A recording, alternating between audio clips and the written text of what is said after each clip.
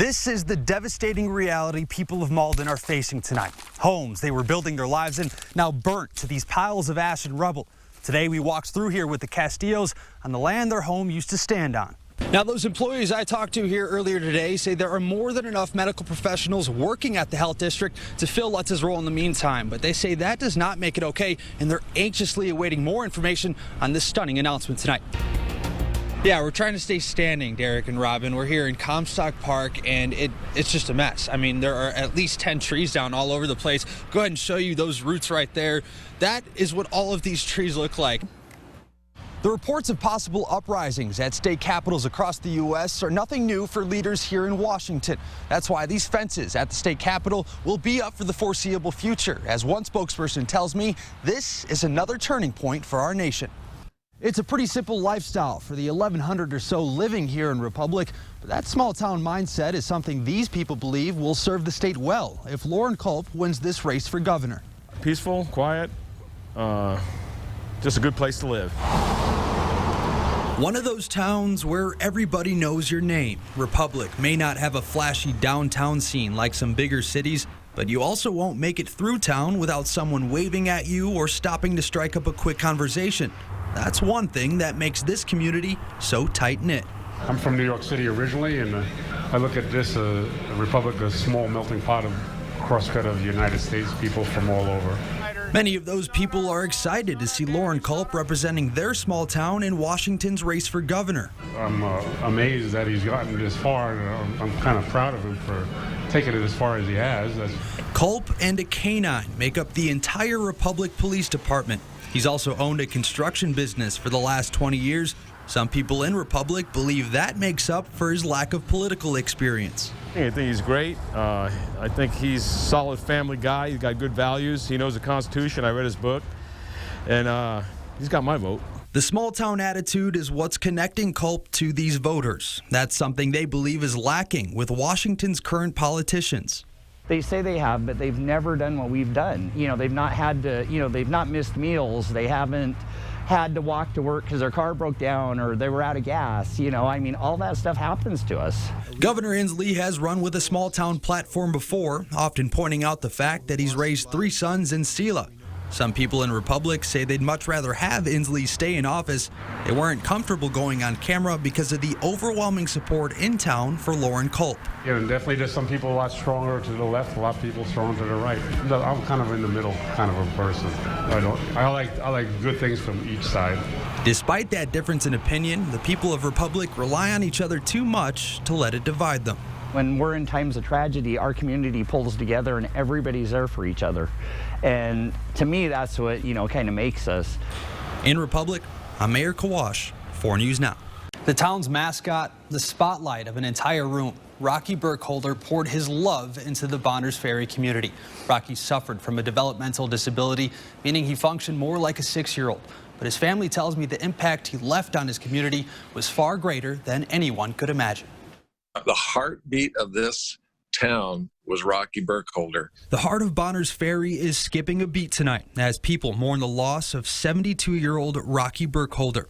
Rocky died from COVID-related pneumonia earlier this week. Our town is darker today with the loss of Rocky. His brother-in-law, Dr. Marty Becker, is a well-known veterinarian who says he's never seen anyone suffer like Rocky did from COVID-19. Rocky's family says breathing became nearly impossible in his final days. And the air he's breathing is like you're sucking through a straw that's pinched off, like just can barely get any air. And tonight, Rocky's mother holding the local paper with her son's picture on the front page and his loved ones, thinking of the smiles he brought them. He always was giving compliments about oh, you're so skinny, your hair looks so pretty. Even in his final breaths, Rocky showed why others love him so much. Rocky's last words that he managed out was, "I'm doing really good."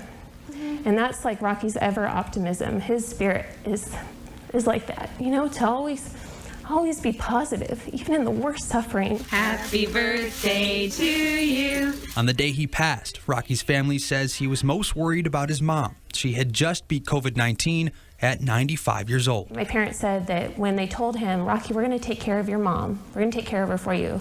They said his body kind of relaxed. It just sort of like, oh, like, thank goodness. Rocky was able to spend his last Thanksgiving with his mother before being admitted to the hospital. Now on the verge of Christmas, his family has one message.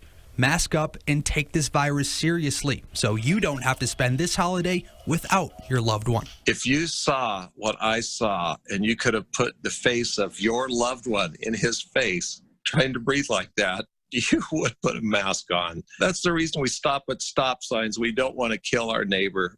Now all of Bonner's Ferry will try to fill that void with the memories and laughter Uncle Rocky left them with. He wasn't ordinary. He was extraordinary. He had the body of a man, the pot gut of a senior, and the heart of somebody that was 6 or 8 years old. I'm Maher Kawash, 4 News Now. Grabbing a pastry from Boots Coffee seemed like routine just about a week ago. Now small shops like this on Main Avenue are just happy to see at least one customer walk through their doors. It's not a building that makes a home, it's the people. Without the people, Spokane just doesn't feel much like home. I got my heart hurt a little bit seeing everything just be so empty. This is Main Avenue between Brown and Division, a microcosm of this whole shutdown. 24 West Main, Boots Bakery is one of the only businesses still open. The shop is sending out to-go orders, but their staff of 17 is now just a staff of 4. Allison Collins, her husband, and their 2 kids. I would say at best we're eking by. None of our staff are working right now, which is a real bummer. Have a good day. Despite the trying times, Collins says they're not closing anytime soon. We're not quitters, and we also provide food that people can't get elsewhere. So we're a specialized diet. So. Just a few doors down, 18 West Main. Finders Keepers dress shop should be packed with teenagers picking their prom dresses or soon-to-be brides looking for their perfect dress. But those dresses are only worn by mannequins today. I'm still kind of in shock, honestly. It's we count on prom to get us through the entire year, and we didn't even make it halfway through our season. Right across the street, a vintage clothing shop. 7 West Main is also closed, because not even hipsters are too cool for social distancing right now. We knew that we were only aiding to the problem by keeping our doors open. And nothing says Spokane like a trolley built around shopping and drinking local. The warm spring weather usually means these trolleys are cruising down Main filled with people and laughter. Without people to go to and places to stop, I'm kind of right now on hold.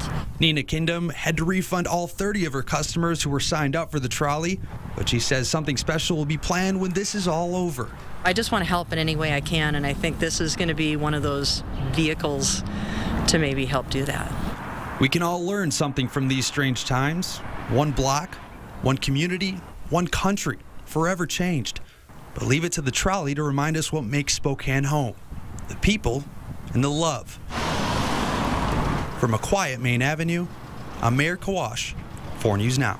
So you can see how that's different statewide. We're going to keep our eye on this as more results come in, and we'll keep you guys updated. We'll send it back to Nia and Aaron. Well, before we let you go, Mayor, we know a lot of more money was poured into the referendum 90 race. So this is a little surprising here.